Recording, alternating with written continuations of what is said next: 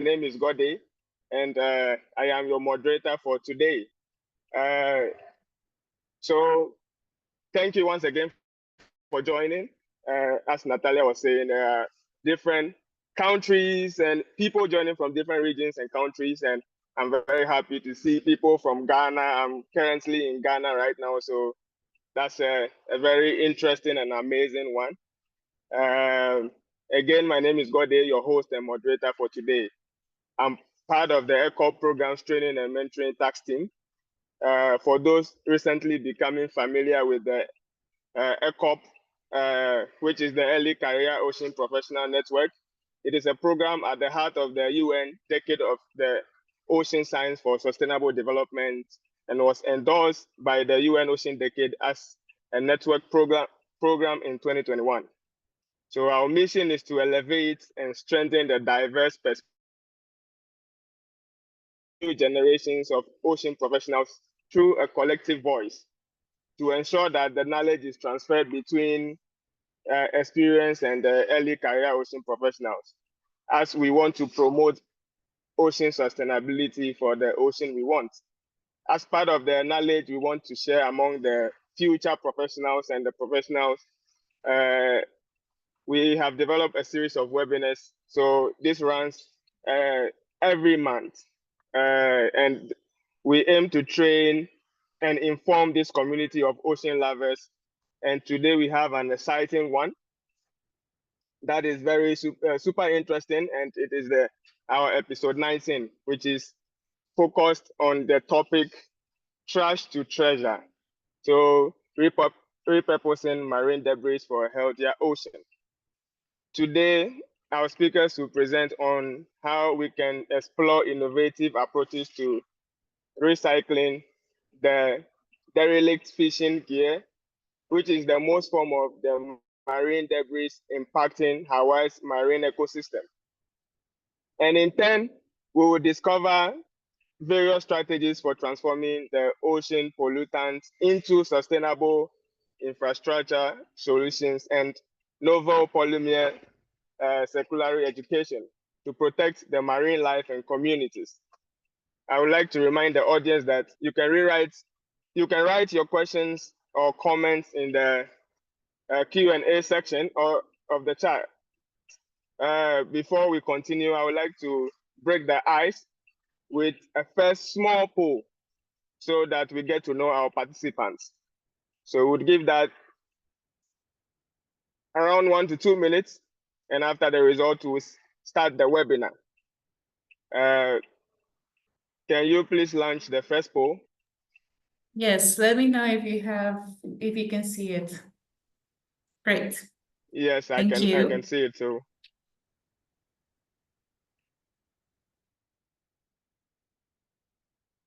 Yes, some pretty nice little questions. Like, are you an early career ocean professional? So, and ECOP, who is an ECOP? Someone in their first 10 years of any career or sector related to the ocean. So if you fall within that zone, then you're an ECOP. And then where are you joining from? We usually have people from all the continents and the regions, which is also very amazing. What kind of waste do you mostly find on your shorelines? Yes. For my Ghanaian people, that would be very easy to answer. So we have a lot of beach around.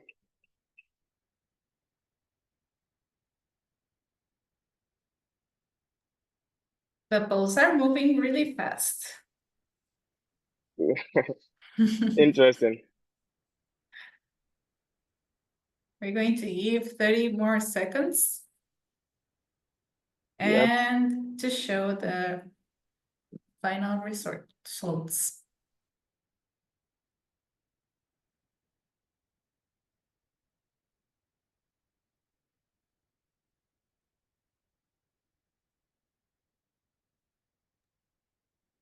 I'm going to share my screen so you can see it. Okay. Let me know when you can see it. Do you see it? You're sharing your screen? I am. Let me see. Well, apparently it's not working. We can see your screen. But you cannot see the answers from the poll. So I'm gonna do a screenshot and I will share it with you in the chat. Just give me one moment. Okay. 1 second. So for you to know, 86% of our participants are early career ocean professionals. That's nice because we're aiming to reach you people. Perfect.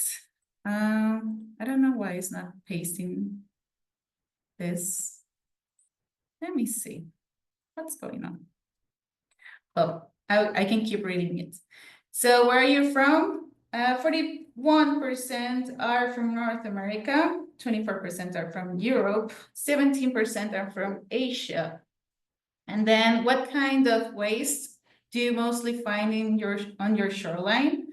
66% said that household post-consumer, and 80, the second choice most popular was beach gores, leftovers, scrappers, and toys. And for the last question, how often do you find derelict fishing gear on your shoreline? 45% says often, and 21% says all the time. And then last but not least, will you pay more for a product made out of ocean plastic? And 55% said depends on the product. So we can continue. Yeah, that's very interesting to know, and especially for me, the willingness to pay. We can now see the poll results, which is great. So, North America being the most here is, a little bit not what I expected, but that is very amazing to see. Yes, and like I said, I'm very happy about the willingness to pay, and depending on the product, because then if the innovative solutions come out and the plastics are being, or the marine debris is being transformed, would probably patronize the products that come out of it to encourage more recycling and repurposing of the marine debris. So interesting. Yeah, so thank you for the answers. So we can actually start today's webinar, and our first speaker, I'll quickly introduce her. She's Mafalda de Freitas. So Mafalda is an environmental scientist and a mega plastic program director at the Hawaii Pacific University Center for Marine Debris Research. She leads the NOAA or NOAA grant-funded net to infrastructure projects, establishing a plastics recycling research facility to transform marine debris into long-life infrastructure products. Previously, she founded Circular Ocean in Portugal, focused on recycling gill nets, and worked as a marine mammal biology researcher worldwide. So yes, Mafalda is our first speaker. If she's ready. Hello, Mafalda. Hi, Godia. Yeah. Yeah, welcome. If you are ready, please feel free to again say something interesting about yourself if we haven't mentioned that, and then you can take it off. Thank you. Perfect. I will share because I know that we're time constraints, and I've put more about myself in the presentation. Can you see that okay? Yes, we do. Perfect. Hi, everybody. Thank you so much for tuning in. I'm going to speak to you today, this morning in Hawaii, afternoon and evening for possibly the rest of you, about a small part of a very large project that we're working on here at CMDR. amongst the many projects that we work on. So to get started, give you a little bit more background about myself. I am Portuguese. However, I did my undergrad in marine biology in Scotland at the University of St Andrews, and then a master's in marine acoustics at Aarhus University in Denmark. When I then decided one master's wasn't enough, and so I did a second master's focusing on science communication, specifically communication through science exhibitions at the University of Lisbon. However, shortly after I graduated, COVID hit and all the museums closed down. And so I moved to the only place that didn't close down, which was Sweden, and tried my hand at being a science teacher. Saw that that wasn't for me, and so moved back to Portugal, where I started working for an ocean conservation startup, Peniche Ocean Watch, where I eventually worked my way up and helped co-fund Circular Ocean that Godia mentioned in the introduction, where we were recycling discarded fishing nets and working with the coastal community there. So then fast forward to June 2024, when I moved over to Hawaii to come and work with the team out here with the Center for Marine Debris Research at Hawaii Pacific University and bring all of the experience and knowledge that I'd learned prior to this wonderful team, where the marine debris challenge and marine debris pollution in general is far more pervasive and incredibly urgent. Here at the Center for Marine Debris Research, we cover the entire range of marine debris research, from the megaplastics to the nano, and so the whole spectrum. And we do all kinds of research on this material, from quantifying it to sourcing it, to also looking at its impacts and fate. We try to cover the entire range, and we collaborate together, both the micros and the megas, on this challenge, which is really great. Because, as I said, based on where Hawaii is located in the North Pacific and its proximity to the North Pacific garbage patch, it means that it does get inundated with marine debris on a daily basis. This is an average from 1993 to 2022 that our partner and colleague Nikolai Maximenko at the University of Hawaii has worked on, and it shows the density of marine debris in the North Pacific garbage patch. And then here it's an animated model of the daily densities that you can see. It really wobbles across the Pacific. It is not a concrete landmass as it's sometimes portrayed in the media. And what you see is that these lighter green tendrils that are swirling around, they are constantly whipping at Hawaii. And every time that they whip in Hawaii, they bring a lot of marine debris to our shores. What does this marine debris look like? It looks like this: big conglomerates of mixed fishing nets, lines, floats, hard plastic like buckets and crates and barrels, which causes a lot of economic challenges, but also ecological challenges. Economic challenges because Hawaii is a state that is very dependent on tourism, and nobody wants to go to a dirty beach with huge piles of nets that have washed up, but also navigational hazards. You know, a lot of cruise ships coming in, a lot of fishing boats going out, and this gets stuck in their prop and hinders their navigation in and out, so safety, and then any minute stopped is money that they are losing. But also ecological challenges, because as these conglomerates come closer to the Hawaiian shoreline, they get caught on the fragile reef system, bulldozing those. They get caught on the endangered monk seals, entangling them, a lot of them drowning because of entanglement with the derelict fishing gear. The humpback whales as well, when they come here to give birth, and also the endangered green sea turtles.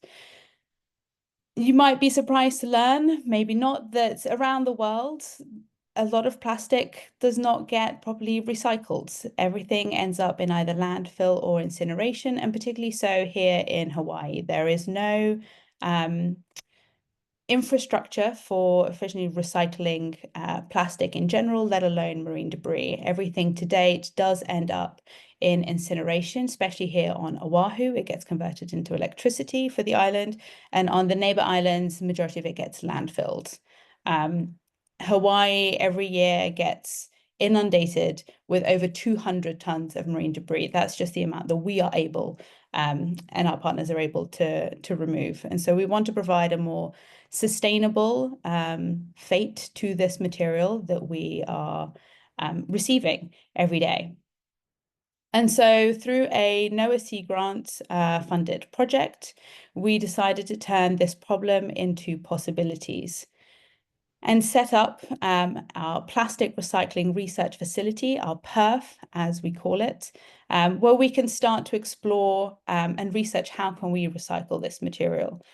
Also important to note that a lot of this, in fact, all of this does not come from Hawaiian fisheries. It comes from foreign fishing fleets. The Hawaiian fisheries don't use the type of fishing nets and lines that we are receiving that wash up on our beaches. So we really want to turn this problem that the world is pushing on Hawaii into possibilities for Hawaii. So we have teamed up with partners across the archipelago. We collaborate with NGOs across the main Hawaiian islands, as well as PMDP, an NGO working up in the Papahanaumakuakea Marine National Monument. These NGOs, they work all the time to remove marine debris as it appears on the beaches. And here on Oahu, we also collaborate with the Hawaii Longline Association through our bounty program. It's a program that we have where we pay fishermen when they're out offshore fishing. We pay them $1 per dry pound for fishing net conglomerates that they find whilst out at sea, and they bring back to us. And so we have this inner water collection, but also this outer water collection to prevent it from reaching the Hawaiian shorelines in the first place.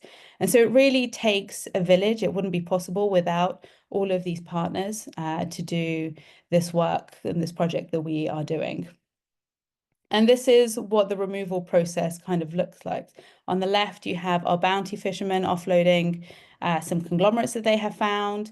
In the middle, you have our partners on Kauai. In the top part, in their base yard, all of the fishing nets and conglomerates that they have found. And then to the right, you have PMDP collecting up in the northwestern Hawaiian Islands. It's heavy, heavy lifting, a lot of work, a lot of material, but very necessary. And so as each partner collects, they store it in storage nodes, often base yards and transfer stations in each of the islands. And then it's part of my job to help coordinate the transport of all of this material over to our central hub here on Oahu, our PERF, where we can then further process this and start looking to converting it into something else. And so here at our warehouse, we receive the material often in shipping containers filled of stuff. We began with 20-foot containers, but as the garbage patch started to drift closer to us, our most recent containers have all been 40-foot containers filled with fishing nets and lines. And we haul the material into our warehouse because it gets deposited on our driveway. We call this derelict fishing gear CrossFit. It is a big workout, as you can imagine. We then convert our empty small warehouse into a big storage pile for further sorting, as you can see here on the right. And this is just to give you a perspective of the scale and amount of derelict fishing gear that we receive just from half a year of one island. And so we're continuously getting shipments like this. And we then begin the laborious process of sorting through all of this material. We sort it into gear type. Is it fishing gear? Is it not fishing gear? And then also polymer type, because for effective recycling, you need to really separate the types of polymers that it is. So the type of plastic that it is. Is it nylon? Is it high density polyethylene? Is it PP? Is it a blend? Right now, because we are a small team and we are at the early stages of this, we are mostly extracting HDPE, high density polyethylene. It is also one that we are able to visually identify. We have published a study on this just based on the construction of the fishing net. And so we're going with the lowest hanging fruit first. It's also a very readily recyclable plastic. It's often what your yogurt pots and things are made out of. which means that it's easy to compare. It's easy also to replace the virgin plastic with this plastic. And then we'll leave the more blended polymers for a later stage. And then we store all of this for this eventual recycling. It's also important for us to sort all of this just to understand what areas are most impacted, how much of it is actually derelict fishing gear, and what's happening to it. So here you see a Sankey chart that was developed by our partner Wynne Cowger at the Moore Institute for Plastic Pollution Research. And it shows the different partners that we collaborate with, how much they have collected. In the middle, you see the division between what is derelict fishing gear and what isn't derelict fishing gear. And what we see is the majority, over 80%, is derelict fishing gear that has just been adrift out in the ocean and washed up on our shores. This is data from 2023, and we are currently processing 2024 data. And so we'll have a new updated version published later on in this year. And what we see, as I mentioned, the majority of this currently gets incinerated, and it's only a small percentage really has a sustainable end of life. And our goal is to, by the end of this project, really have that top part, what's currently in purple, dominate the entire Sankey. We want to see it be repurposed, reused, or recycled. And how do we do that? Well, we do that by shredding it and using it. So we turn it from these big mixed nets, sort it out, and then past our shredder, we have these flakes of fishing nets that we can convert into products. We have a number of use cases right now and constantly looking and brainstorming for more. We have incorporated these fishing nets into asphalt and paved part of a road here on Hawaii, on Oahu. And research is currently being carried out by the lab to look at microplastic leaching of this and just to evaluate compared to regular asphalt, how does it compare to having the fishing nets incorporated into it?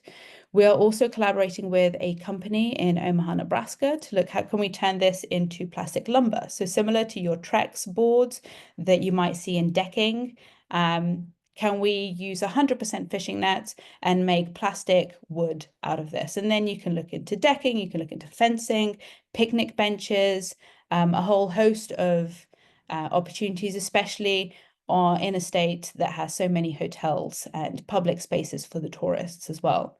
Another product that we are exploring are spider ties. These are interlocking scaffolding structures that are placed between two plywood boards. Concrete is poured in the middle, and you have a quick forming concrete wall. Why is this important? It's important because it allows you to build affordable housing. It allows a general contractor, your average builder, to be able to build these walls and not be reliant on a stonemason to lay your bricks and mortar. And in Hawaii, as well as in many other places and coastal communities around the world, affordable housing is a big issue. And so if we can do this and help address housing crisis, then that would be a huge success for us. And then also always local art, because that is the best way to raise awareness, storytelling about this issue and why people should care and get involved and recycle and reduce their use of plastic in general. However, most important to note is that we're not looking to make, sunglasses and small trinkets that break easily and just will end up in the bin by the end of the month and their landfill by the end of the following month. We want to make long life infrastructure products that are locally required and necessary here on island, so that we can really embed the carbon that's already present in the plastic into these products without having to then recycle a couple of weeks later. And so if anybody has any ideas, feel free to put in the chat of other products that we can explore with this material. And so the idea, starting to summarize the idea, is that we want to stimulate the circular economy here in Hawaii, reduce dependence on bringing products and material from the mainland or from Asia, from abroad, increase manufacturing capabilities here in Hawaii, and then that will stimulate entrepreneurial activity. People will come in with their ideas for products, ideas for use. They can test it out in our perf using our recycled material. and then introduce it to the community here. This will help not only create more jobs as well, but then increase revenue within the islands, and then further feeding this loop. And we don't just want to stop in Hawaii. We would love this to be a showcase for coastal communities around the world and be able to develop this blueprint of what to do in your community with your waste, so that coastal communities everywhere can also handle their own waste stream and create their products locally, and therefore reducing all this transport of products and material globally, and therefore reducing those emissions. I believe is the most sustainable way. And yeah, thank you so much for listening. If you ever find yourselves here in Hawaii, feel free to stop by, get in touch, say hi, and come volunteer with us sorting through some of these nets. Thank you all so much.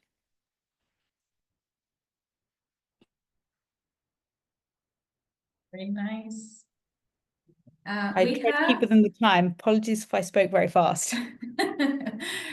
It was wonderful to see all the projects and everything that you're doing in the island. It's awesome that you're try to reduce everything and repurpose this on other stuff as well. So we have two questions. There is one from George Cummings that says the location and source of 80% or majority of the plastics in the Pacific patch, is that the location? Yes, the plastic what we receive here in Hawaii comes from the North Pacific garbage patch. And the second question is it only fishing nets that are recycled, or even other types of plastic products, for example, bottles that can also be recycled in the facility? At this stage, we are recycling just the HDPE trawl nets, but we are also recycling hard plastic HDPE. So from a lot of the shoreline collections, there's a lot of bottles, like your washing detergent bottle. There's a lot of big water containers, some crates. Those, when they are made of HDPE, we are also recycling just because it's easy to mix it, since it's the same polymer. And then we are also recycling nylon. We aren't recycling at the moment the PET bottles that are used and other types of plastic at this stage. We're very small, we're just starting, and we are very much focused on the derelict fishing gear aspect of the marine debris, because that's just the most pervasive here. And there's so many other entities that are recycling your regular water bottles. And everybody seems to steer away from fishing gear because of how entangled and messy it is. Yeah, and you can do CrossFit with that. Yeah, exactly. It's a good workout. You save on a gym membership. For sure. It's a free membership. So let's continue. Gauri? Yeah. Hello. Yeah. Thank you very much for that wonderful presentation. I see the various innovative products, right? And then there is the art, the local art. So I see from the chat, there is someone who also is doing that, doing local art with plastics. So it's a small business. It's Jackie, right? Jackie Dolman. So please feel free to put your organization or your business as far as it's related to plastics and marine debris, any innovative works, feel free to put it in the chat. And my personal favorite is the asphalt, which is very interesting actually. So we would move on, and yes, before I move on, I'll quickly just address one more thing. There's Hannah Huang. You are also doing a lot of amazing stuff with recycling plastics from the ocean. Please, I suggest that you put your organization or your company's name in the chat for people to follow, instead of saying they should contact you through email. I think it's better that we look you up and see a bit of your work. So we would quickly proceed to the second speaker for today. So we have our second speaker is Astrid. Yeah. Yes, but first we're going to launch a poll. The second poll. Oh, yes. Oh, yeah. Okay, so I think first we need to launch the second poll, right? So, yes, Natalia, please take it away and launch the second poll for us. Let me check one thing. Because this is the first one. And we have the second one over here. Can you see it? Yes, perfect. So we're gonna give 2 minutes for you to answer these 3 questions. And then we can show you the answers. Please feel free, remember to put all your questions, comments in the chat. Also, you can use the Q&A section if you have any questions. Or you can also make sure, that when you are writing your questions, to put it as everyone. Because otherwise, not all the participants can see what you're writing. And also, if you would like to share your affiliation, your email, if you want to get your contact to be reached, please go ahead and put it in the chats. So 1 minute left.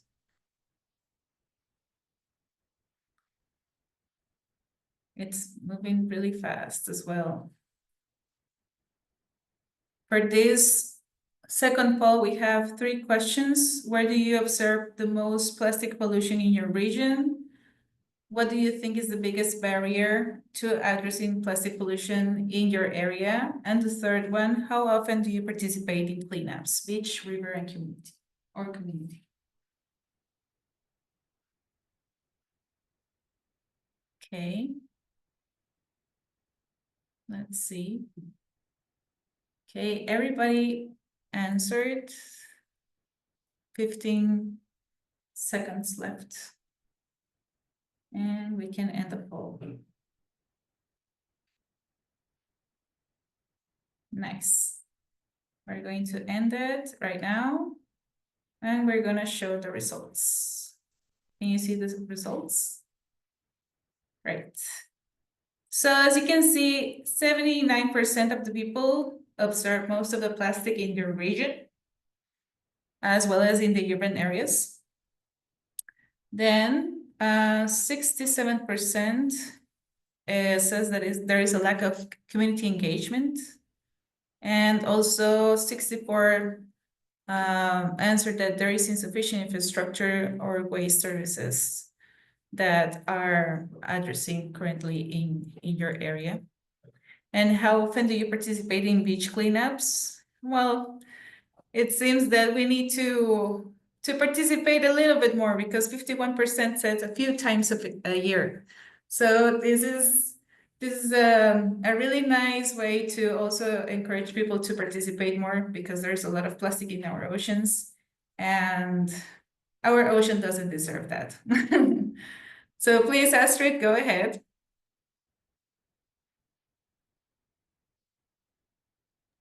All right. Thank you very much. Yeah, so Astrid. Yep. Can you see my screen? We do. Okay. Yeah, thank you for having me on this webinar, and thank you, Mafalda, for your great presentation before.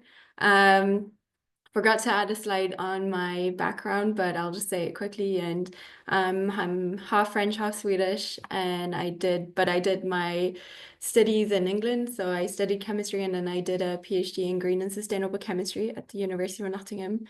And then I did a postdoc on food packaging recycling systems, and then another one on formulating bio-based and biodegradable plastics. And then I am now currently on my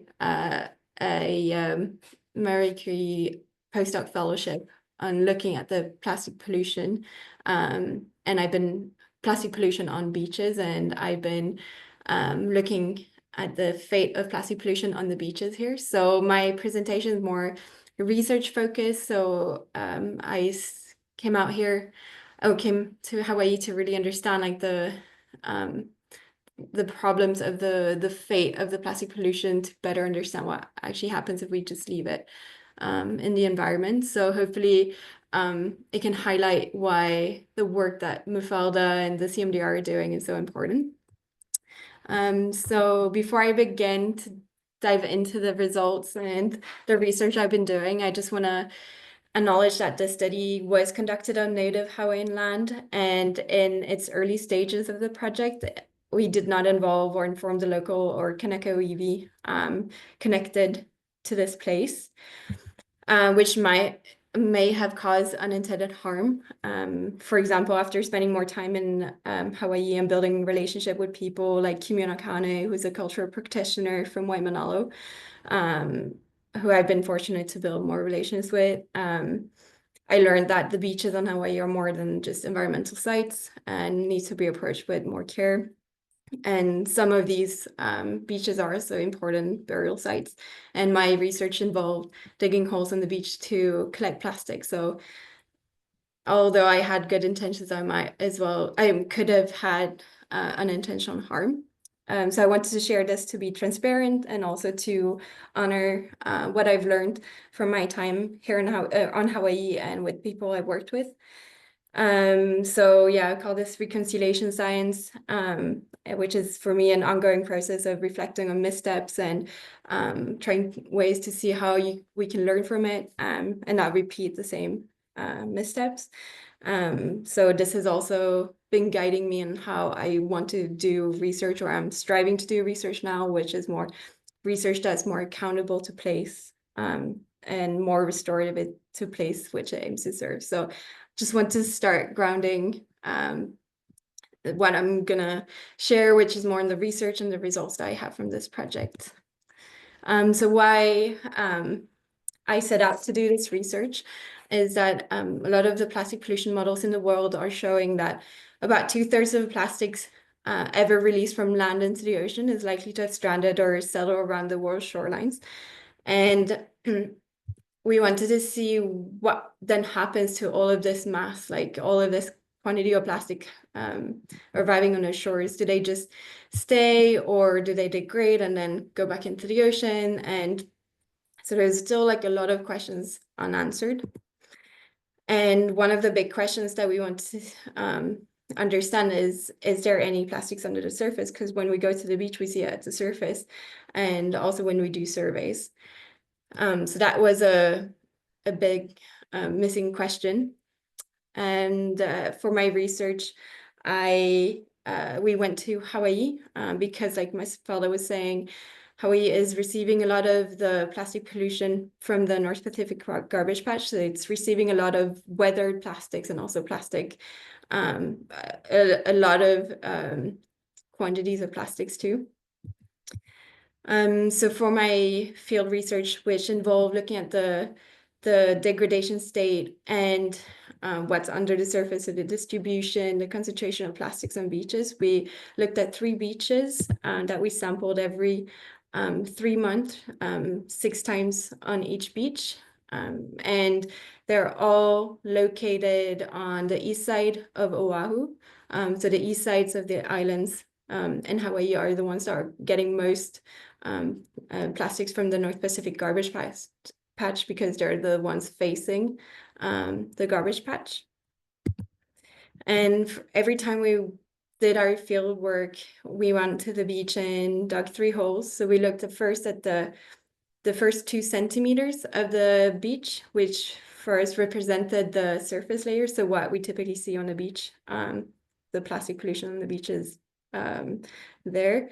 And then we sampled every 10 centimeters down to 1 meter, so it's 3.3 feet. And then we only collected the plastic particles in these sand cores.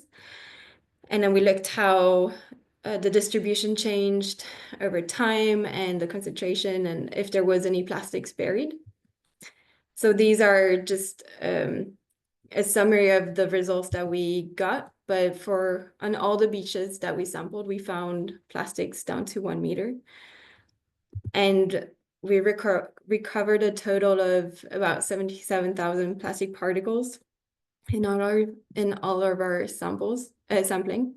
And 91% of these plastic particles that we collected were below the surface. So it just highlights that what we see on a beach might be underrepresenting what the total amount of plastic is on a beach. And 93% of the plastics that we sampled, so we just used like smaller boxes, 60 by 60 centimeters. So didn't get like the mega plastics that Mafalda are talking about, but we focused on like more the fate of plastic pollution, so the end of life of the plastic pollution. So most of these were small fragments. And yeah, so this is just a very rough summary, but if you want to find more about this study, we just recently got our publication out there.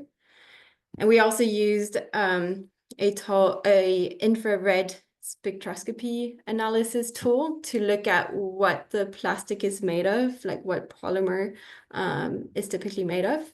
And we sampled a quite big size to see like roughly the distribution of what's the most, what polymer these plastics are represented by. So we found that 65% of our samples were polyethylene and 23 were polypropylene, which is typically what you find on the beaches on Hawaii. And then we also use this tool to look at signs of weathering. So typically if there's a additional peaks, and normally we look at these oxidation peaks, which can be a sign of weathering and oxidation. And another way we also use accidentally this tool was we noted that when so for using this tool, you need to apply a certain pressure, and that pressure is always constant.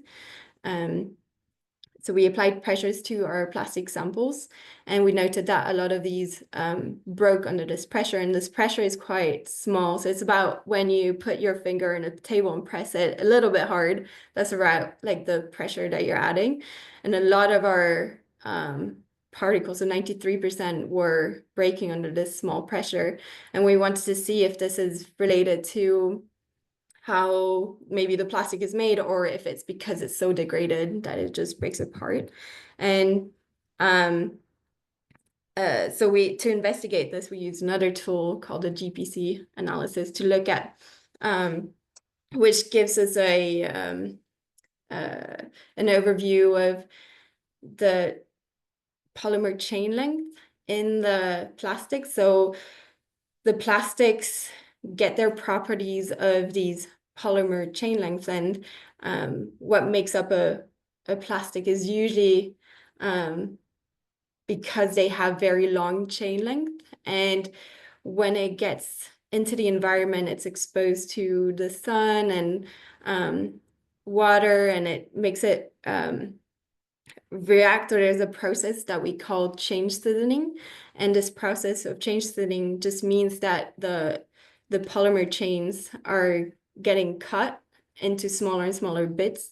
And when they become, when the bits are so small, they lose some of their properties, such as the ductility, and become very brittle. So we could see that the particles that were brittle, or they broke under our study, had a very, very short chain length. So it's telling us that the plastics are very weathered, but they're weathered to the extent that they're very likely to fragment or become brittle.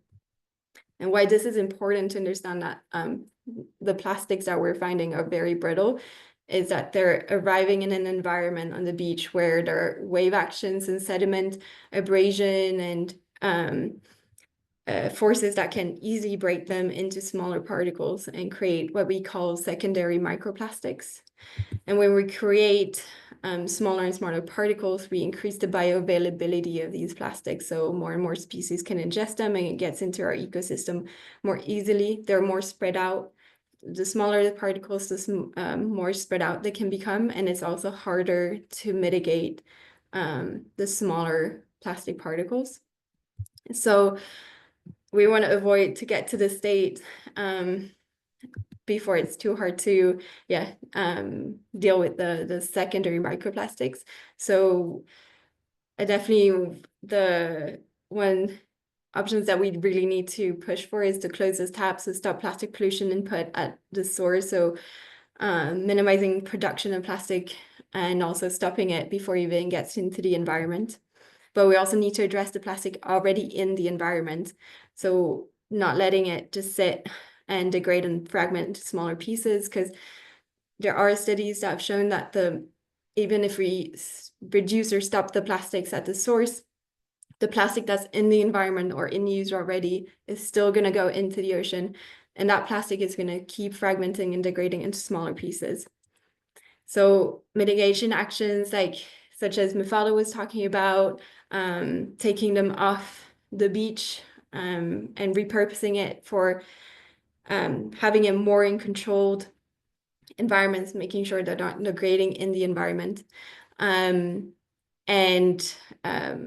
Doing beach cleanups, for example. There's so many great cleanup organizations on Hawaii, which is amazing to see. And I think they actually do a difference. And as we'll hear from Josh later, I think that's definitely hitting that upstream solutions of talking to, like, educating ourselves on how we can do better materials and making sure our materials are circular too. So that was the end of my presentation, and I just want to thank the funders, the European Commission, and the UN Ocean Decade for endorsing this project under the ECOP program, which is amazing. And I want to thank the teams I work with. I'm currently at Ifremer in France, and the CMDR, which I was very lucky. I'm still lucky to work with them, and the Ocean Cleanup research team. And of course, all the friends and people that have helped me with my plastic sampling, which is also a CrossFit session, I would say. It's a lot of work digging holes. And thank you for listening.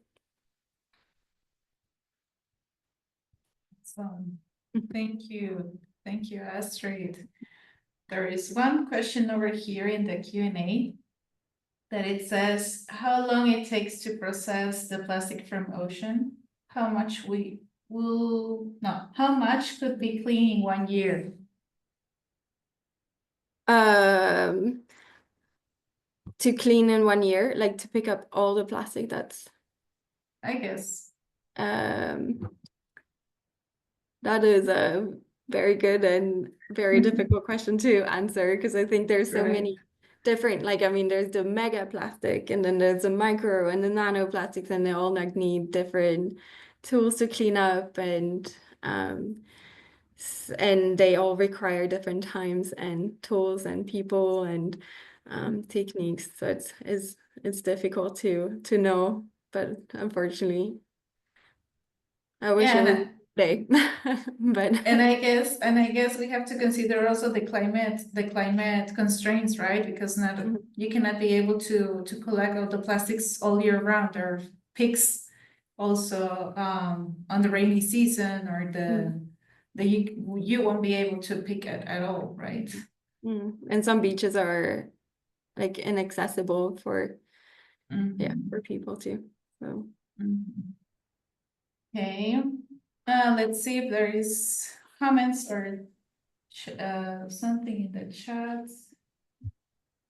Well, there are people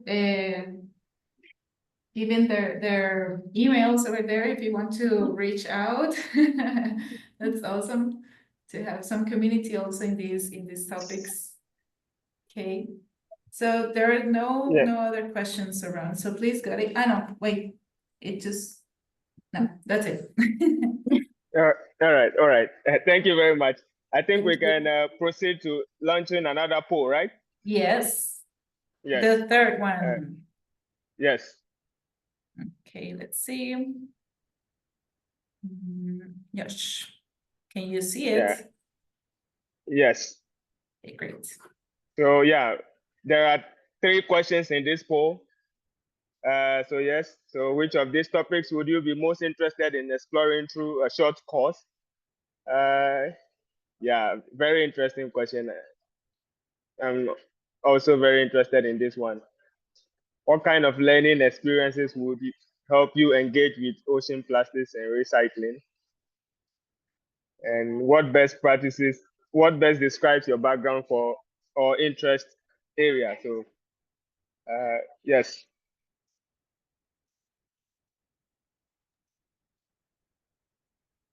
1 minute left, more or less.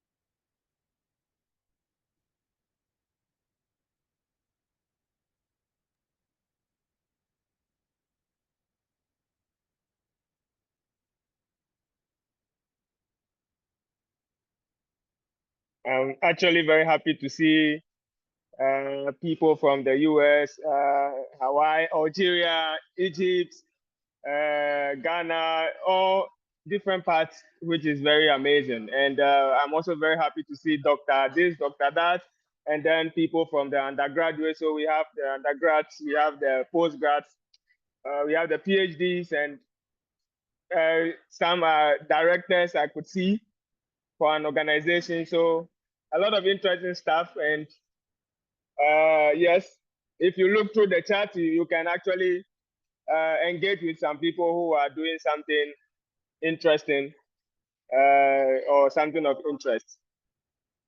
Please, do we have the results for the polls? We do? Yes. Can you see them? Yes. Awesome. So for the first question, we have that 44% of the people answered that turning ocean plastics into recycled products. It's one of the most interests in exploring the short course.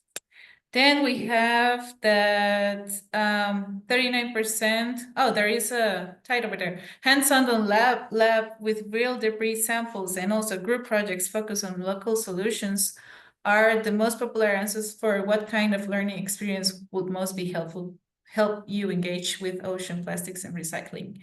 And last but not least, what best describes your background or your interest area?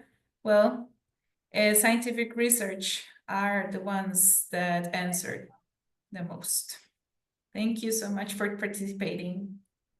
Yes, thank you. And I am also very happy to see some engineering there because I actually also have friends that are exploring the engineering areas right now.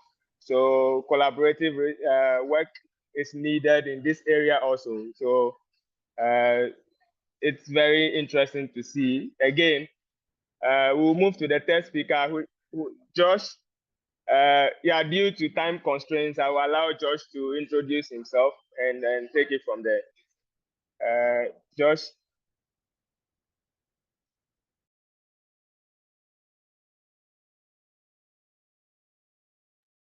Awesome, thank you. Can you guys see my screen?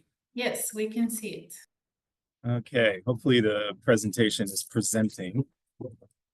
Awesome. Yeah, thanks so much. And thanks Astrid and Mafalda for your talks. I'm hoping that with my talk, I can tie the topics together a little bit, talking about environmental monitoring and using chemical instrumentation for doing that of marine debris, and then being able to recycle marine debris. And then ending with an action item involving the short courses that we're developing here at CMDR. So excited to dive in. And so first, a little bit about me. I did my undergrad at Lee University in the United States, and my major was biochemistry. And when I finished undergrad, I actually started as a high school teacher for a few years in Houston, Texas, at a public charter school system. And then I started graduate school at the University of Alabama at Birmingham on the mainland, where I did a project incorporating a microplastic screening method into a laboratory course where they did a project throughout the entire year involving microplastics. And then I started my postdoc here on Oahu in 2023. And I've been here since, working on a lot of projects involved with several different areas. And so I live on the eastern side of Oahu, and the laboratory is out here on the eastern side. So I'm at our laboratory right now. and then our perf, just kind of showing you guys where that is on the island. So that's where the locations for CMDR are. The picture here is a shark dive I did this year, but getting to the important stuff. My research focus is kind of a combination of marine debris characterization and developing curriculum for polymer circularity. So kind of a combination of my backgrounds. And so we'll talk about what that looks like. So I wanted to provide a little kind of simulated case study to demonstrate the complexity when it comes to pulling something out of the ocean and figuring out what it's made of. That's usually one of the first questions when we are dealing with marine debris, when whether we want to recycle it, whether we want to forensically determine where it came from. That's usually one of the first questions. And so we'll use a characterization method that Astrid mentioned in her presentation to get a chemical fingerprint of the nets. And so we can use this to get a polymer ID. And the nets can often look very similar. We know because of data collection over time that there are morphological characteristics of these nets that we can use to determine the polymer identity, because that's how they're made all the time. But if you don't have that data, you don't have that experience, you can look at two nets and think, okay, well, they look really similar. They might be made of the same thing. But it turns out the answer to that question is a lot more complicated. So first, looking at polymer ID, sometimes you can have a singular polymer ID in a piece of marine debris, like a net can just be HDPE. And we see that a lot in Hawaii. A lot of our nets are just made of HDPE. But other pieces of derelict fishing gear are oftentimes blends. So we'll see that pieces of derelict fishing gear are made of two different polymers that are blended together. So that can complicate recycling and make it a question or a challenge that we have to think about. Also, we can look at things like Astrid mentioned related to weathering. And so it can let us know how degraded is the chemical structure of this polymer, how much has the chemical structure been altered by photooxidation in the environment. And so these questions are important to consider when we're trying to transfer from environmental monitoring of marine debris to recycling the marine debris. And so that's kind of the challenge when it comes to recycling marine debris, is that they have this hidden complexity. And so there's all these different facets of the complexity of marine debris. So obviously there's the polymer identity. There are the 7 resin codes that tell you in the US where to recycle your various plastics.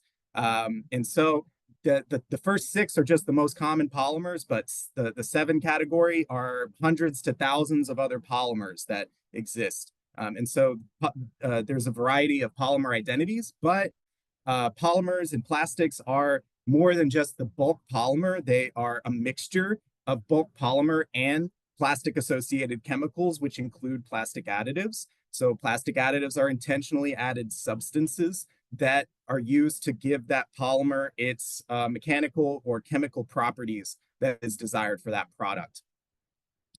Also, I have an example of this here at my desk, but a multi-layer composite. So something like a bread bag. So this is a King's Hawaiian bread bag, can have as many as 7 layers that are all intentionally created to preserve the food from outside contamination. And so what that ends up being is that we could measure this bag from the outside and get one polymer identity, but it's made of actually up to 7 different polymers. So that can really increase the complexity of doing this. And then weathering and degradation can also cause complications when trying to get a polymer ID match to something that you pull out of the ocean, because as weathering increases, we see the chemical structure of that polymer changing.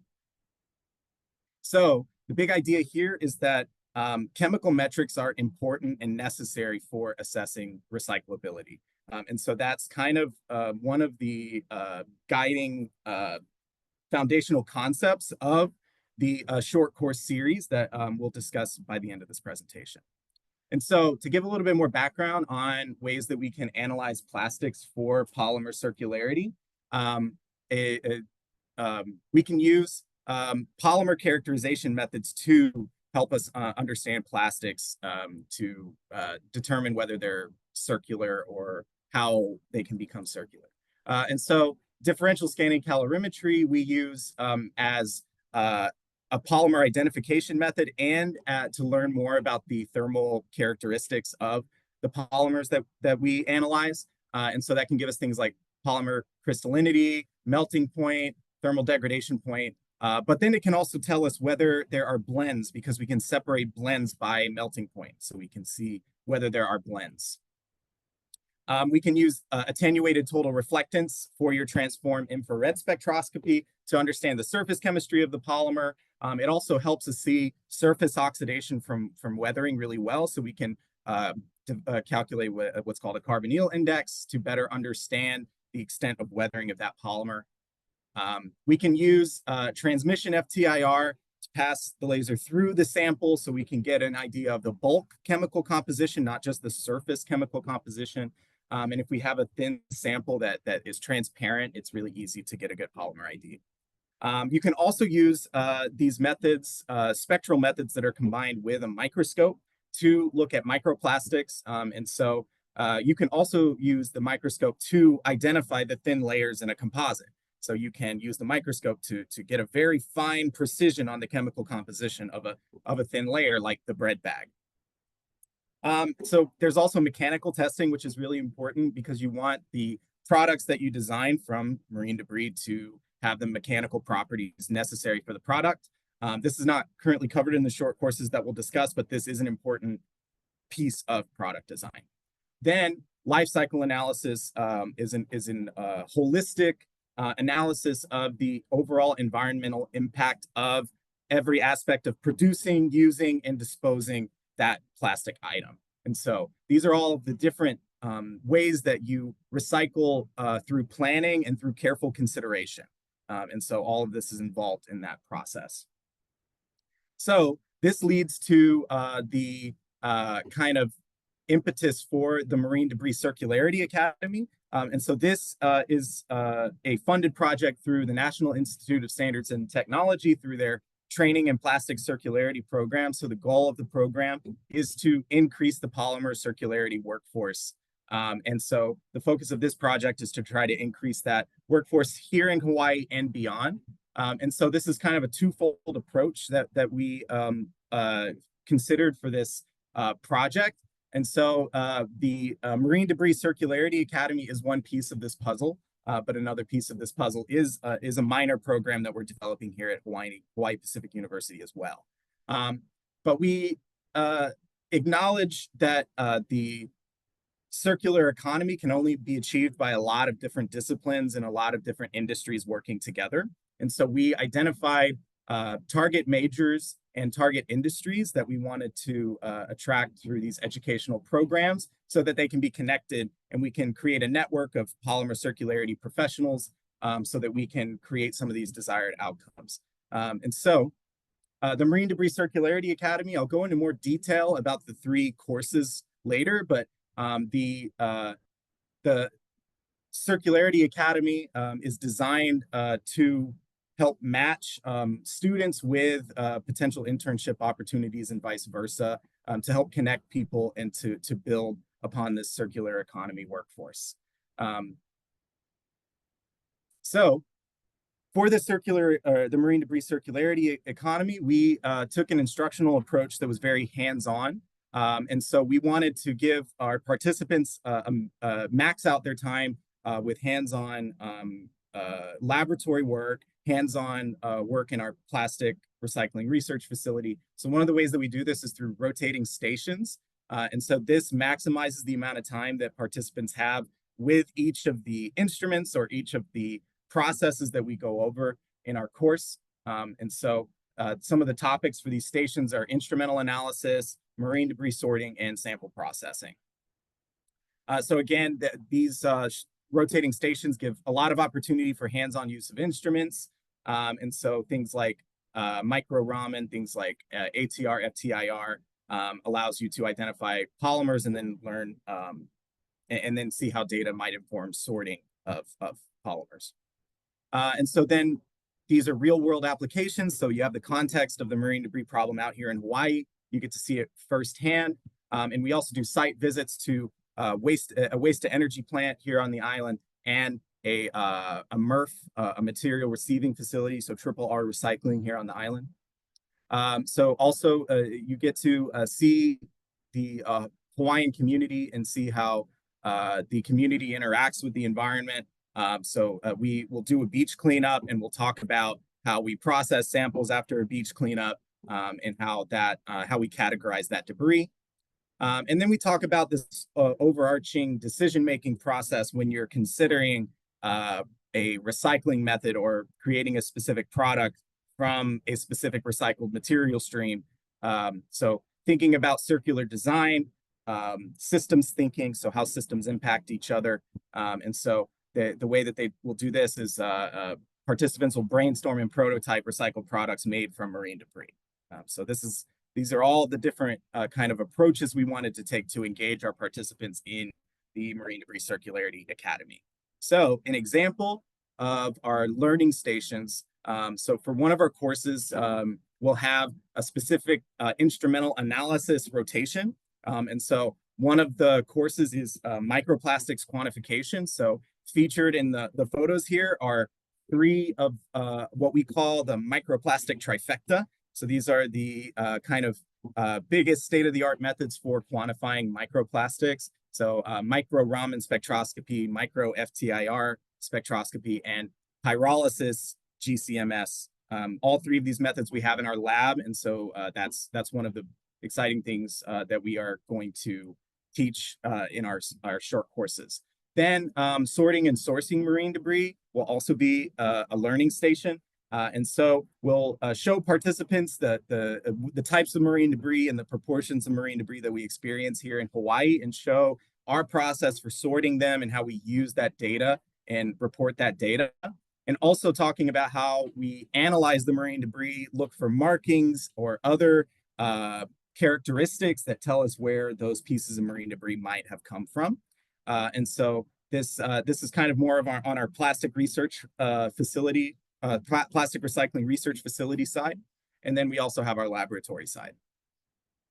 So our summer 2025 offerings are listed here. So we have 3 short courses that we're offering this summer. Microplastic quantification is first, and June 2nd through 5th. And it's more predominantly focused on our laboratory side, focusing on microplastics, so the smallest size fraction of plastic debris, and how we quantify them and understand them.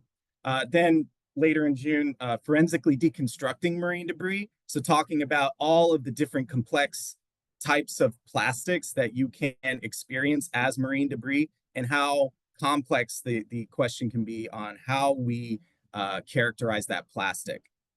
So going through a deep dive into how complicated can it be to identify one piece of marine debris like this bread bag. And then finally, late July is recycling marine debris. So the course where we focus on our plastic recycling research facility, so how we receive and sort marine debris, how we prepare them for recycling, and then the considerations that we make before making a decision on recycling. And so if you want to learn more, this QR code takes you to our website, our page on our short courses. I'll show this QR code again at the end, at the end of the presentation. So to summarize what I went over today, so thinking of characterization or polymer characterization as the spark of achieving a circular economy, then the educational aspect is the engine which powers forward our circular economy workforce development. And so we need to know polymer types, whether they're blends, whether there are additives and weathering, before we can fully consider the recyclability of marine debris. So again, tells us they can be safely and effectively recycled. And then it helps prevent contamination, and it supports the smart infrastructure development of a circular economy. Then the short courses will give participants real-world tools and decision-making practice in a context with other professionals. Then we'll help translate the lab findings into field-ready knowledge that other people can use and apply to their contexts, and then helps build circular economy leadership in Hawaii and beyond to all of the rest of the parts of the world that also want to develop a circular economy. So if you want to learn more, please follow the QR code or follow us on Instagram, Facebook, LinkedIn to learn more about our short courses. Feel free to reach out directly to me if you have questions or want to learn more about the short courses, and I'm happy to answer any questions that you have. And yeah, happy to answer questions. I'll leave it here in case you want to follow the QR code. Thank you, Josh. A great opportunity for you to get involved into these courses. This is amazing. We have one question over here. I think it's a general question to the three of you. It's from Christian Schultz. It says, hey guys, since marine plastics easily turn into non-super duper vectors for all sorts of chemical pollutants adhering to the polymers, do you happen to know if that aspects affect recycling properties as well? I'm happy to take this one if that's all right.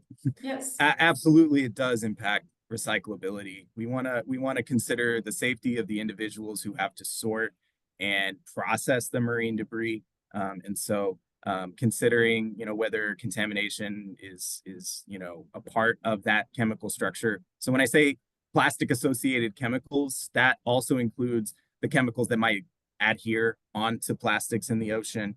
And so that's another consideration, not just the chemicals that are intentionally added to the plastic to give it its properties, but the chemicals that might unintentionally attach on or might be left over from the creation process. So that's definitely a consideration when you are deciding whether something is recyclable. Yeah. So I think we have like more or less 10 minutes to have an open microphone questions. If you would like to raise your hand and to address these questions directly to our speakers, feel free to do it. We're aiming this open mic to interact and to also make some comments if you would like to do it. So once again, thank you to Astrid and Mafalda and Joshua for, for accepting our invitation. Sorry, my Spanish English is not working today. But anyways, thank you so much. And is there any question or comment that you would like to address or here, this is the time. Also, once again, it was very interesting to see the job that you're doing in your regions and the research projects that you're carrying on. It's also not, well, in my case, it gives me motivation to do other things in my area as well. Someone is speaking, right? Got it. Well, Yeah, there is one. Yes. Yeah. All right.